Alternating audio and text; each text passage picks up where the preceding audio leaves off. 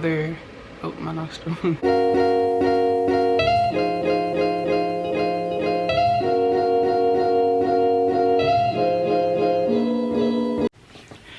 Welcome back to my channel. In today's video, I'll be talking about what it was like for me to get jaundice at 18, and then I will insert pictures and videos and stuff about doctor's appointments and what we found out because of the jaundice that we could have went my whole life without knowing, and it could have gotten worse.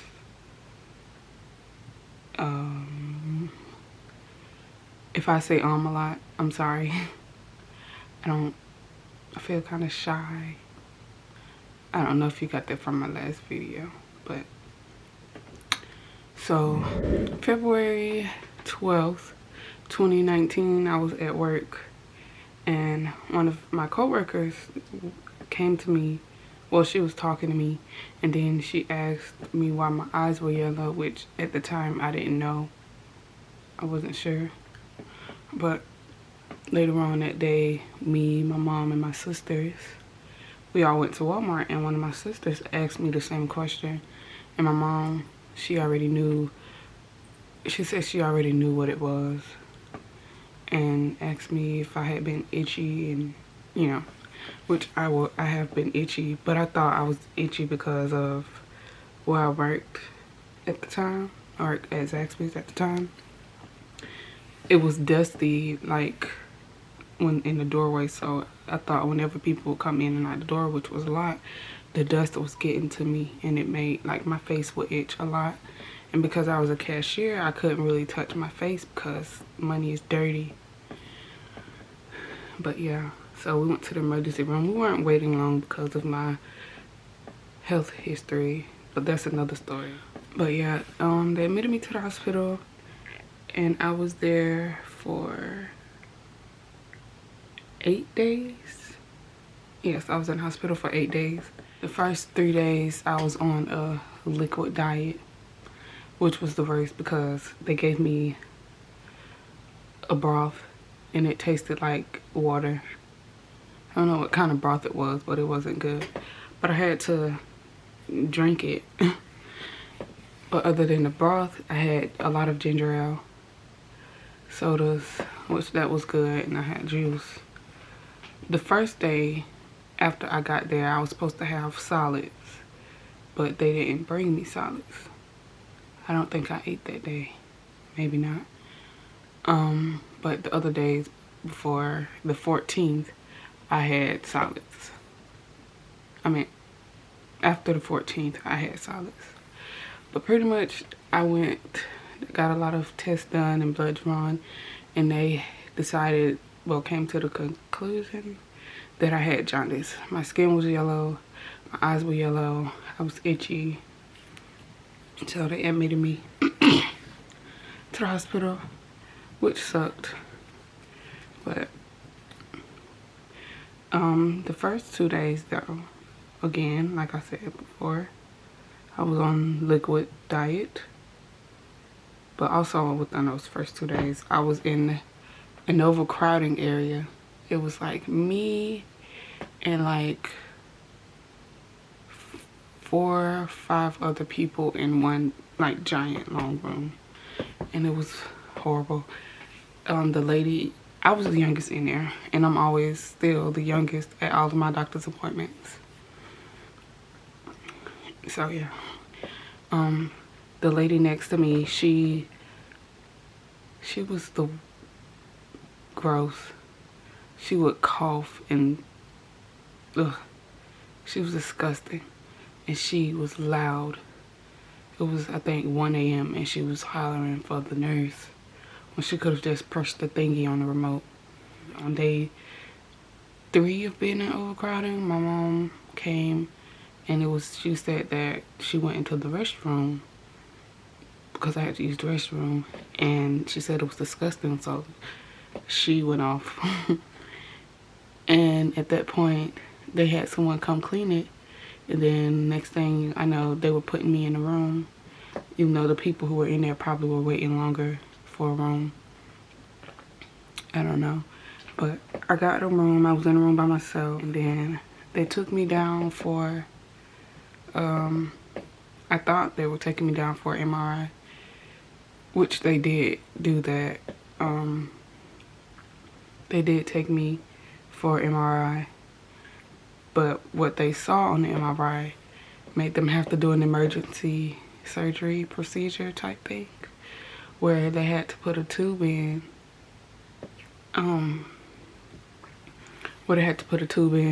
my, not in my liver, but it's like a thing. It's like a bowel duct. I had to put it in because it was collapsed. I had a surgery on it when I was a baby, when I was first born, because something didn't develop right, and they took a piece of my intestines and made it into a bile duct, which it didn't grow with my body, or it collapsed or something. So I had to get a tube in. I'll put a picture here what the first size looked like. And yeah, my mom didn't know they were going to do that. I didn't know, and my mom said she had been calling my phone all day, and then she finally called the hospital and it was like, oh, she's in surgery. And yeah, it was pretty painful. They gave me strong meds. They gave me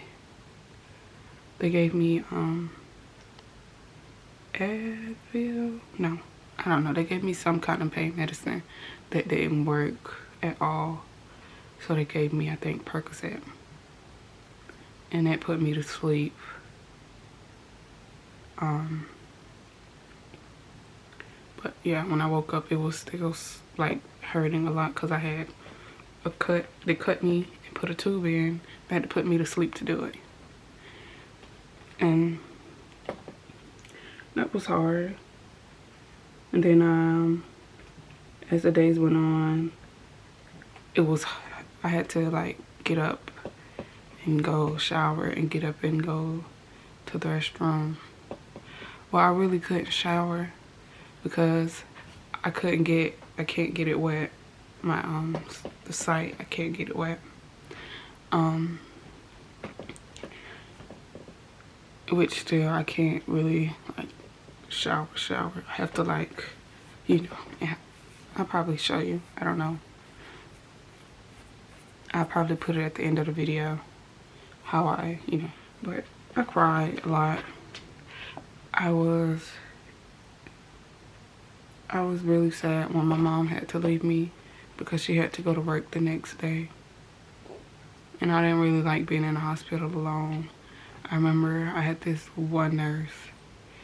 He came in because I had to use the restroom, but I couldn't really get up because I was sore and I needed help getting up and sitting up. And I told him I had to use the restroom, which before the other nurse that I had allowed me to get up and go into the restroom, but he had one of those little toilet thingies that like they use for in the hospital when you can't make it to the bathroom. And I cried. I didn't like that. A few days later, after I was able to eat solids, I was released from the hospital. And I think that same day, my family went to the circus because we went like every year for the past maybe 4 years, like as a family. And we went when I got out of the hospital. And I couldn't really, like, when I would try to laugh, I couldn't laugh because it was painful because of my tube. It was still fresh, a fresh one. I couldn't laugh really, like, at certain things or, you know, cause it hurt. And when we went over speed bumps, it hurt. When I laughed, it hurts. When I moved, it hurt. And, you know, just fast forward to like a couple of weeks, I was supposed to go. This all happened a few weeks before Playlist Live 2019, and I was supposed to go, and I couldn't really go because, well, I could have went, but my mom, when I was in the hospital, she canceled the hotel reservation so they wouldn't charge her. So we ended up not going, and I was pretty sad about it. I think, if I remember correctly, I think I cried about not being able to go because I had, for one, paid to go, and they didn't offer refunds. And two, I really wanted to go and meet some of my internet friends and my favorite YouTubers. Even though there were a lot of YouTubers there, I only really cared to meet like the people who I watch mainly, and I talked about them in my last video. But I was pretty sad about that. I cried, and everybody was like, "Why are you crying? It's always next time, blah blah blah." But I was crying because of not being able to go because of health reasons. But yeah, I had a lot of doctor's appointments. And while I was in hospital, I forgot to say, they did before I got my tube in, when I was in the overcrowding room, they did an echo, I think, an echo for your heart. And the lady realized that one half of my heart was like enlarged, or it wasn't beating like the other side was. So they had scheduled me an appointment for that, which if I wouldn't have went in the hospital for jaundice, they wouldn't have known anything about a heart condition or anything, and I would have just gone years and years maybe without knowing, and it could have gotten worse.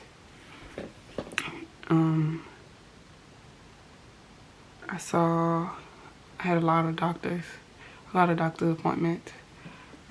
Cardiac doctor. I was at one hospital, they referred me to another hospital. So I've had a lot of doctors, but yeah. And my cardiac doctor, the first cardiac doctor, he said that I had this heart condition called cardiomyopathy, and I put over here somewhere on this side or that side, I don't know. I put over here where what that means and stuff like that. So he didn't really know much about it. So, well, he knew about it, but it was a doctor who specialized in cardiomyopathy at a different hospital on the other side of town. So he referred me to that doctor, and that doctor ran a lot of tests. And at one point, he said that I would have had to get a defibrillator, which meant that they would have had to cut here and put a little defibrillator in my chest, so it'll, like, if something happens, it'll shock it. But they end up not having to do that. Before that, he gave me some medicine, so I take 2 heart meds. I take lisinopril, and I take carvedilol pills. But I have the smallest dosage because the other ones are too strong. Because mainly like elderly people and older people use those heart meds, and because I'm still so young, I have to use the smallest dose, which is 5 milligrams, I think. I don't know, they're in my purse. But yeah. And then they did more tests about the defibrillator. They had to put an IV in like my groin area. Well, they put me to sleep. They had to put like a IV or a tube or something in my groin area. I still have the mark. It's like 2 little dots. Sometimes it's still sore for like the muscles, and this was like a couple of months ago. But they did that to test my heart out. Like they stretched it and enlarged it and did whatever. I don't know. But through all the tests, he discovered that I did not need to get the defibrillator, which is a good thing, and I'm very happy about it, because I didn't want that. Even though if I would have had to get it, I just would have had to get it because there's nothing I could have done. But I'm glad that I didn't get that. But yeah, so I still have a lot of doctor's appointments. One of my doctors, she is like a cancer doctor, the one who's for my liver, but I don't have cancer, thankfully. And then a lot of people were also saying, you know, it could be worse, it's just a tube, when they're not the ones with the tube. So that bothered me a lot. But now I feel fine. I have my tube, living my life.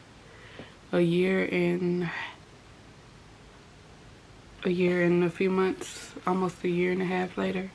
I was supposed to get it out in February, but something happened and somebody put the wrong size in, so they pushed it back to August. I have I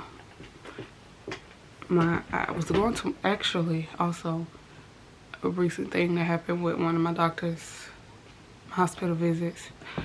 I went in for a MRI. I talked about it on my Instagram fan account. I put that and my personal main Instagram down in the description. But yeah, I went in one day to get an MRI, but my referral wasn't attached to the thing that they were supposed to be doing. My referral wasn't attached to the thing that they were supposed to be doing, and so I had to wait until like 2 days later, which was a Friday. And when I came 2 days later, they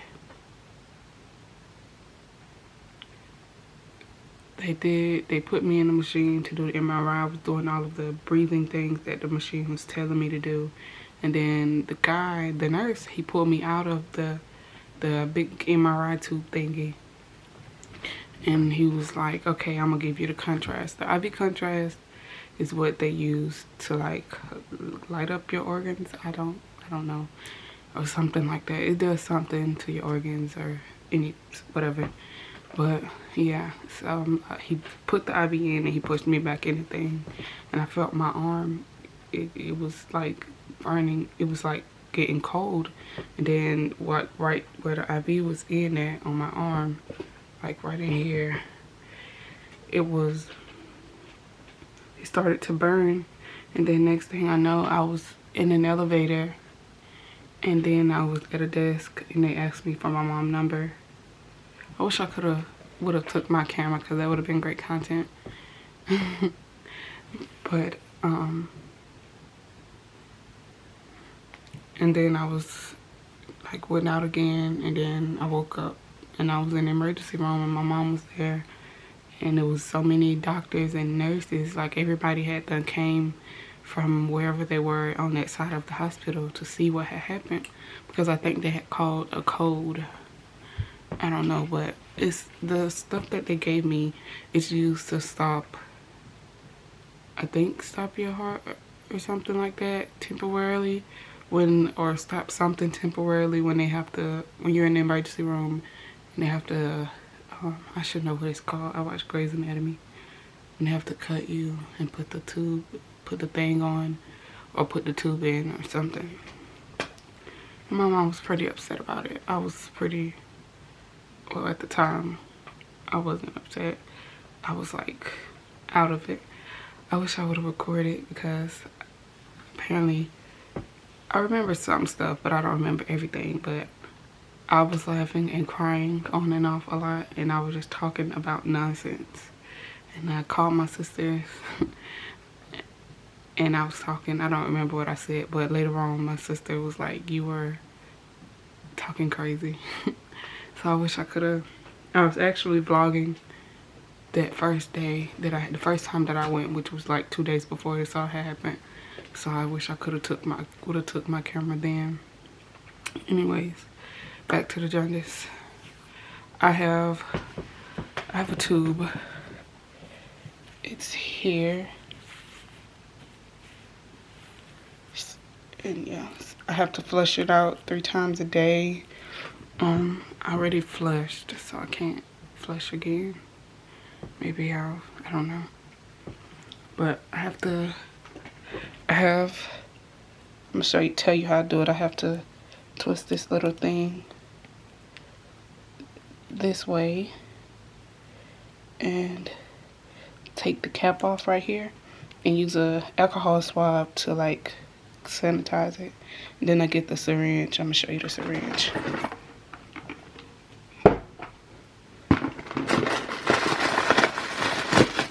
I have to get this syringe.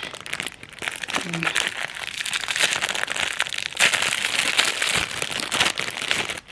this is like saline. I have to twist this cap off and I have to twist it on here with the cap off. Of course I have to twist it on and then I have to like flush it out and then put another cap on it and turn this back this way. So that's how I do that. This, I have to change it out maybe once a week or whenever it like comes off, because it comes off a lot. I think I'm gonna have to change it soon because it's like coming up right here. But yeah, that's my tube. It was smaller. I'm gonna put a picture right over here of the first size so you can see like how much it changed or whatever. But yeah, I have an appointment to get it out in August, so I will keep you guys updated on my Instagram or something. But yeah, hopefully I get it taken out in August. That'll be very exciting. But yeah, thank you so much for watching today's video. Don't forget to like, comment, share, subscribe, you know, all the things. And I'll see you in my next video. Bye.